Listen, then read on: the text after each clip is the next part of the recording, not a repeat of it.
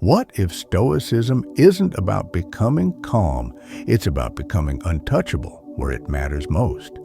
Not invincible, not numb, but free in the only arena you can actually command: your decisions, your attention, your character.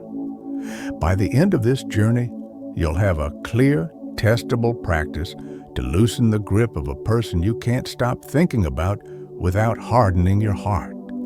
And there's a single move, so simple it feels almost scandalous, that will snap you out of the loop when it tries to pull you back. We will set that hook now and close it later. Before we begin, a humane disclaimer. This is educational philosophy, not therapy or medical advice. Ancient Stoicism offers tools for perspective and practice. Your life and circumstances are singular. Reflect carefully, adapt gently, seek qualified guidance when needed. Nothing here replaces the care you owe your body, mind, or safety. Why does this matter now? Because our culture quietly trains us to confuse attention with love, speed with meaning, and longing with depth. Platforms teach your nervous system to expect instant replies, flawless images, and tiny spikes of reward for every micro-gesture. In that environment, detaching from someone isn't merely a matter of willpower, it's a struggle against engineered gravity. The ancient Stoics did not live with red receipts or algorithmic reminders of what you lost, but they did study a world that was noisy, political, and cruel. They understood the first truth we'll use: events are raw. Interpretations make them sharp. When obsession floods your days, the event isn't "they didn't text." The event is a silent phone. The rest is our story about silence. Stoicism goes straight for the story. There's a common misconception that the Stoic answer to heartbreak is to build a stone wall and call it wisdom. That's caricature. The early teachers never told anyone to stop feeling. They taught the craft of responding. They studied what the Greeks called prohairesis, your faculty of choice. The inner lever you can pull even when the outer scene is chaotic. Feelings arrive like weather. Choice is the architecture you build to remain steady across seasons. In plain English, you don't have to stop caring about someone to stop letting your life orbit them. You only have to stop arguing with reality and marshal your attention to where it will actually do work. Let's set first principles in simple terms before we add nuance. There are two piles in any human experience: what you control and what you don't. Your words, your actions, your standards, and where you direct your attention live in pile one. Their feelings, their pace, their willingness, and the past live in pile two. Obsession happens when you smuggle items from pile two into pile one and keep trying to fix them. Detachment begins when you return those items to their rightful pile and focus on the small, often unglamorous moves that dignify you. That's the basic map. It's not magic and it's not cold. It's alignment. Now add nuance. In the real world, there's influence, not absolute control. You can become kinder, clearer, more grounded, and that can shift a relationship. But influence is never guaranteed, and confusing it for control will drain you.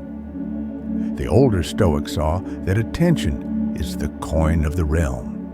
Casually spend it on fantasies, and you go broke.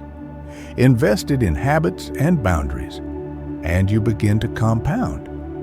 The Machiavellian lens, used carefully, shows why some people protect their attention the way princes protect their borders.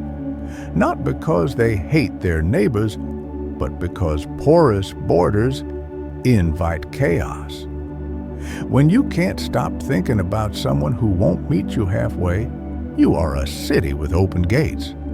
Stoicism is the guard, not the tyrant. Imagine a mirror. You stand before it, eyes searching for the person you remember being with them, livelier, braver, sunnier.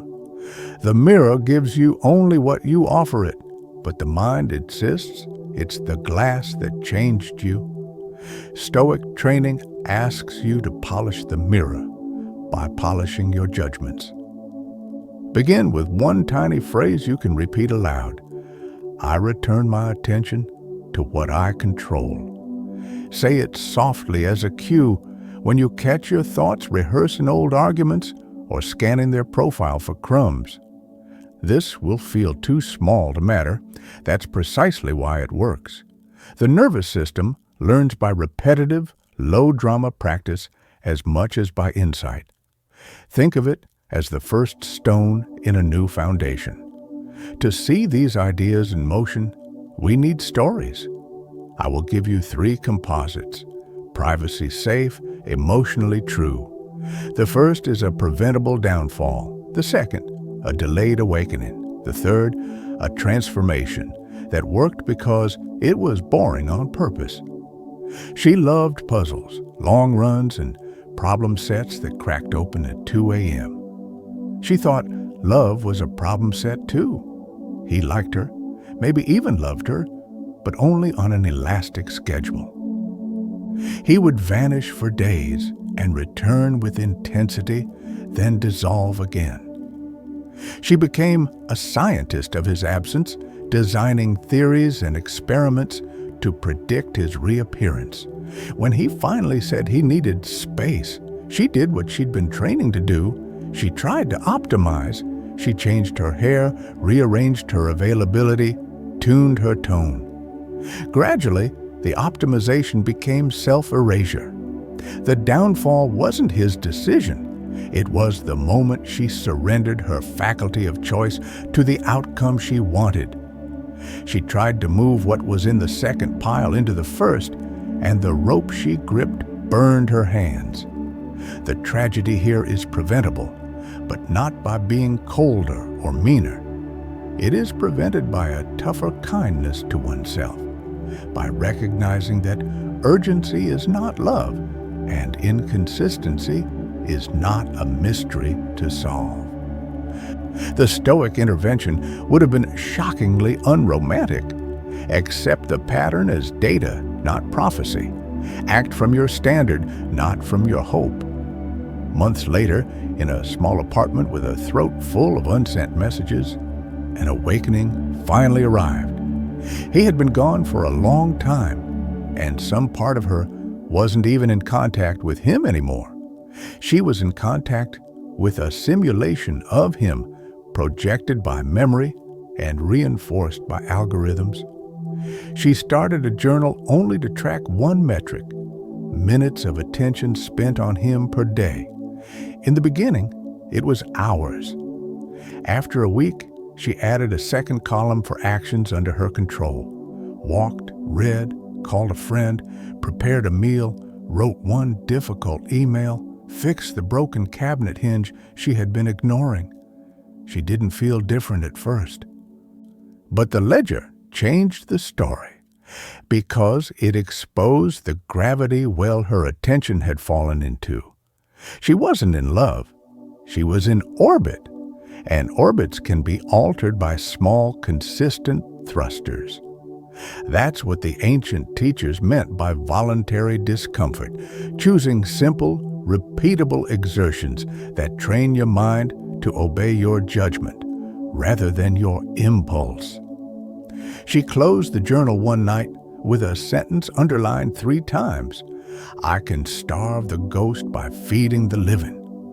The transformation that worked did not glow on a highlight reel.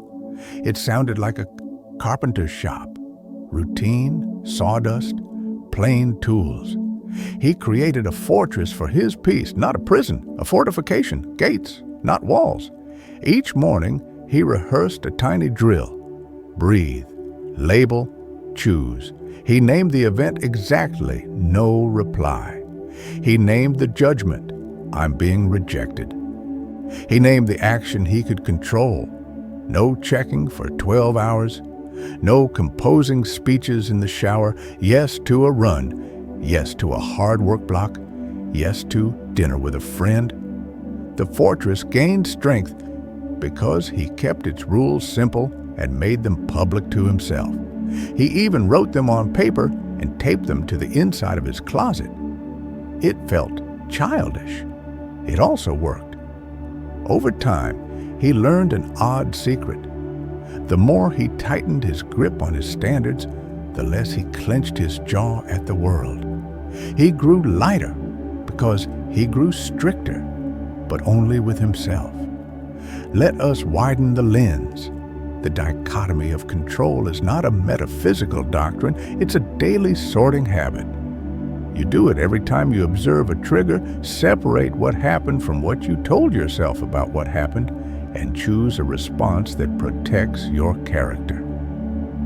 Emotions remain, sometimes powerfully, but they become weather on a ship you know how to sail. That ship in a storm image is more than poetic. When you're obsessed with someone, your inner compass spins. The task isn't to calm the sea, it's to stabilize the hull. Stoics trained with voluntary discomfort precisely to practice steering while the boat pitched. Cold water, hard workouts, a conversation you'd rather avoid, walking instead of driving short distances a day without the app that keeps you doom scrolling. These aren't macho stunts. They're rehearsals for later seas. If you can make yourself do a small, hard thing you chose, you'll be less likely to do a big, foolish thing you didn't. Modern life complicates this with power dynamics. People use ambiguity as a strategy. They delay responses to keep options open. They communicate in ways that keep them admired but uncommitted. A Machiavellian reading says, "People protect their advantage by managing your hope." The Stoic answer is not to counter-manipulate, it's to remove the lever they keep reaching for, your craving for certainty from them. When you stop needing their behavior to validate your worth, you don't become a tyrant. You become a difficult target. Dignity is strangely efficient. It shuts down games without drama. It's the difference between a city that negotiates with every raider and one that simply locks the gate at night and posts a watch. Now, the inner mechanics. Your mind has a habit of polishing the past and editing out its splinters. You remember the one perfect walk and forget the months of lukewarm. You remember the text that sang and forget the 3 that stung. This is not moral failure, it's how memory saves energy. Stoic work requires deliberately remembering in full color the sweetness and the neglect, the kindness and the confusion. You are not dragging yourself through pain. You are refusing to decorate it. When you stop using the pedestal, the statue looks human again. Here, the motif of the mirror returns. The aim is not to shatter the reflection, but to see both light and shadow, without self-deception. A crucial distinction: pain is not proof of connection. Pain is proof of sensitivity and sometimes of resistance. There's a reflex in us that says, if it hurts, it must be because it was deep and true. Sometimes yes, often no. Sometimes it hurts because we trained ourselves to equate unpredictability with meaning. The nervous system gets addicted to the surge that follows a drought.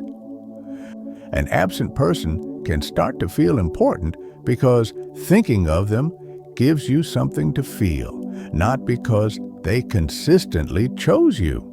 That's harsh to hear. It's also freeing because it means you can replace drama with discipline and discover that steadiness is not boring. It's home. So how do you translate Stoic principle into modern practice without turning your heart to stone? Start by changing the unit of measurement. The unit is not days since they left. The unit is minutes of attention returned to your life today. Count them. Literally count them. Use a notebook or a note on your phone. Tally the minutes you were in that person's orbit.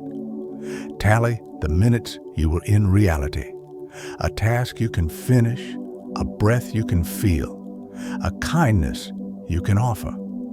This attention ledger is not a productivity hack. It is a mirror you can trust on days your mind tries to gaslight you. And now, the open loop from the beginning closes. The single, scandalously simple move that breaks the loop is redirecting attention with a phrase and action paired together. I return my attention to what I control, and then physically do the next controllable action. Stand up and drink a glass of water. Send the invoice. Put your shoes by the door. Text the friend you've been avoiding texting back with a simple, honest reply. The pairing is crucial. A phrase without action is a wish. An action without a phrase can feel accidental. Together, they become training. Boundaries come next. Not punitive, not performative, structural. If their posts unspool you, mute them. If your phone is the getaway car your thoughts use to escape, take its keys some evenings. Create a small tech Sabbath window, 2 hours where the faucet is off. Some will tell you that's extreme, but if you had a cut that kept getting infected, you would not keep rubbing it against the same doorframe. You would dress it and give it clean air. Think of your peace as a small fire in a cold room. Every boundary is kindling. Every violation is a splash of water. Protect the flame until it protects you. There's an old line paraphrased by the tradition: you always retain the option to suspend judgment. This is not apathy. It's strategic patience. When they post a photo that provokes, you can decide that you do not yet know what it means, and you do not need to. That decision isn't passive, it's muscular. It creates a quiet room inside your mind where you can hear your own voice again. In that room, you can ask precise questions. What exactly did I hope they would do that they did not do? What standard of mine did I break to keep their attention? What would it look like to be loyal to my standards for a week? If loyalty to self sounds selfish, consider the alternative. When you betray your standards, you teach others to do the same. The Stoic doesn't worship independence. They practice integrity. Many people stay trapped not because they fear loneliness, but because they fear meaninglessness. The partnership, even a painful one, told a story about who they were. Without it, the plot goes quiet. Here, the practice of building a scaffold of habits saves you. Start with 3 pillars: body, craft, community. Move your body in some consistent way that feels like you're returning to yourself. Advance your craft, however modestly, so your days have a through line not tied to anyone else's timeline. And nourish one friendship with presence, not just proximity. These are not distractions from grief. They are the beams you use to build a new room where grief can visit, but not live. What about closure? It's a fine word with a poor track record. Waiting for someone who couldn't give clarity when they had you to give it now that they don't. That is waiting for a storm to explain itself. You can choose a more reliable threshold. Not closure, but coherence. Coherence is the moment your actions, your standards, and your story match. You don't need their final paragraph to write yours. You can decide the meaning you will carry forward, that you loved, that you learned, that you will not repeat the pattern that made you small. If an honest conversation becomes possible later, good. A decision does not block a conversation. It simply removes the fantasy that a conversation will deliver your peace. At this point, someone will ask, isn't all this control talk just a way to avoid vulnerability? The straight answer is no, if it's practiced well.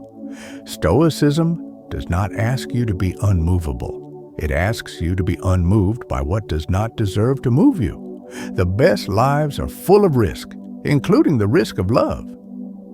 The difference after training is that you can risk with open eyes. You can say no when your standards are violated, and yes, when mutuality is real. In that way, Stoic practice doesn't shrink your heart. It shapes it like a blacksmith shapes a blade. Heat, pressure, quenching, then back to the heat. The forge is not punishment, it's preparation. Let's revisit our 3 motifs and bind them into a practice you can remember. The mirror. Use it to tell the truth about your stories. No polishing the past, no painting the future. The fortress. Use it to design boundaries, gates that open to what honors you, gates that close to what confuses you. The ship in the storm.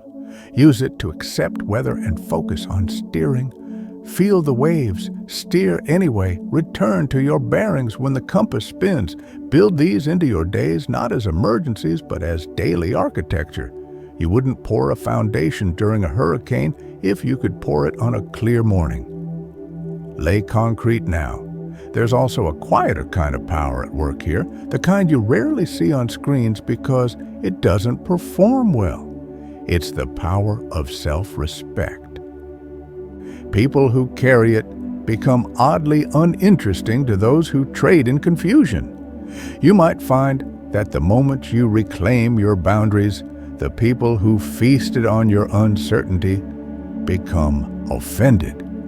That's not your problem to fix. The Stoics understood politics because they lived inside empires. Machiavelli later noted the realities of advantage without the ethics of inner freedom. We can borrow the clarity without copying the cruelty. Protect your attention, keep your commitments. Do not reward mixed signals with consistent presence. Do not mistake scarcity for value. This isn't cynicism, it's conservation. If you are listening now and the ache is still raw, you don't need a lecture about time. You need a task for the next hour that neither trivializes your grief nor feeds it. Try this. Sit somewhere simple. Breathe in and say, I return my attention to what I control. Breathe out and do one small action. Make the bed. Email the teacher. Clean the counter. Take a slow walk without your phone. When the mind slips back into orbit, don't scold it. Escort it gently. Sometimes strength looks like sweetness with yourself. The ancients would approve. They were tough on illusions and gentle with human nature. Let's fold back to the opening promise. You were offered a concrete payoff, a clear practice to loosen the grip without hardening your heart, and a single move to snap the loop when it tightens. You have both now. The practice is the attention ledger plus the 3 pillars of body, craft, and community held inside the mirror fortress ship motifs. The snap move is the paired phrase and action. I return my attention to what I control, followed immediately by a small deed in your domain. If you do this a dozen times this week, you will not become invulnerable. You will become sane again, centered, not obsessed, available to the present tense of your life. What then are the portable lessons you can take into tomorrow without turning your heart into armor? Reality does not negotiate. You can respect it or resent it. Respecting it will cost you fantasy. But fantasy was billing you interest anyway. Your worth is not a referendum open to their vote. It is a standard you enforce with your choices. Attention is your most limited resource. Spend it like a statesman, not a gambler. Influence is real, control is not. Where influence ends, boundaries begin. Pain means you are alive, not that you should build your home there. Love given with integrity is never wasted, even when it is not returned. The next person who earns a place in your life will recognize your standards as a kind of relief. Standards tell serious people how to find you. There is one more layer, the one Stoic training keeps quietly tucked inside its tools. When you let go, you are not rejecting the past. You are ending a private war with reality. You are retiring from a post that was never your duty, superintendent of another person's heart. You lay down the badge and pick up the craft of your own life. You begin to move again with the gravity of who you are, not of who you hoped they would be. That movement is freedom. It is subtle. It is contagious. It does not need applause. If you want a next chapter that naturally extends this work, consider practicing negative visualization with care. Once a day, picture a small thing you love taken from you, a morning coffee, a short walk, a voice you cherish. Feel the loss for a breath, then appreciate the gift before you in the present tense. This is not morbid. It's calibrating. It trains gratitude to run ahead of regret. Or explore Stoic time management as discipline over your attention, designing your day so that what is essential is done before what is distracting, building a schedule that makes desire your servant and not your warden. These are not new ideas. They are old, patient, and waiting for you to try them. For now, walk to the nearest mirror and look without drama. That person has survived every silence so far. They deserve a life that isn't negotiated hour by hour with a ghost. Build the fortress, steer the ship, light the fire. And when the mind drifts to orbit again, you already know the line that brings it home. I return my attention to what I control. Then do the next small, honest thing. The future loves to meet people who practice that sentence.